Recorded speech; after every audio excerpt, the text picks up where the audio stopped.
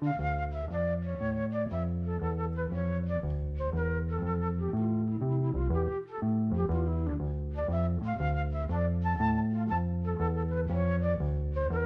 acredita que uma história é capaz de mudar a vida de uma pessoa?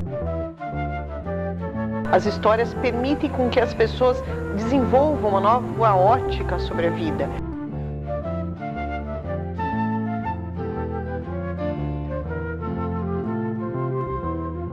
As histórias transformam, as histórias atuam no inconsciente. As histórias permitem com que as pessoas desenvolvam uma nova ótica sobre a vida.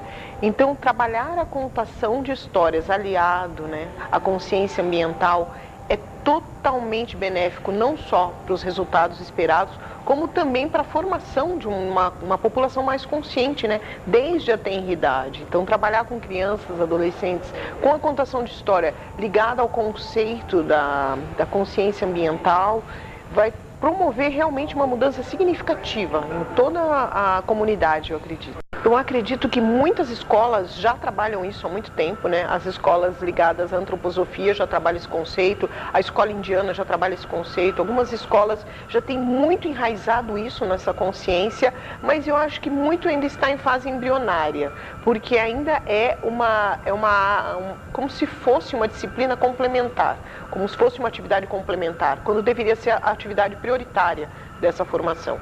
Então eu acredito que uma transformação também dessa consciência, formando mais professores contadores de histórias, abrindo espaço para que hajam parcerias com organizações de contadores de histórias, para que venham trabalhar todos os conceitos que a escola quer passar para o cidadão, começando com uma contação de histórias.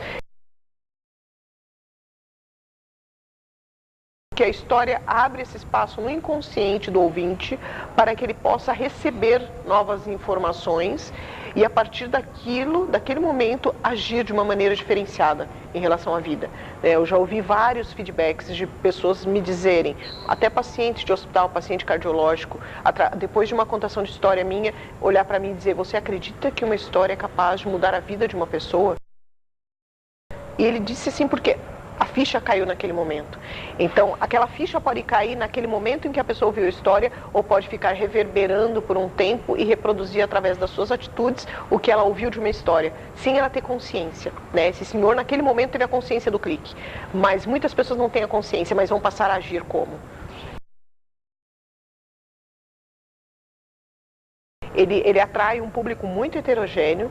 Nós temos tanto homens quanto mulheres, nós temos idosos, nós temos jovens, pode ser criança, tem crianças que acompanham os pais. Existem dentro da lei do voluntariado algumas questões que têm que ser observadas, porque nós temos também um amparo da lei e essa obrigatoriedade do voluntário de assinar um termo de adesão ao trabalho voluntário.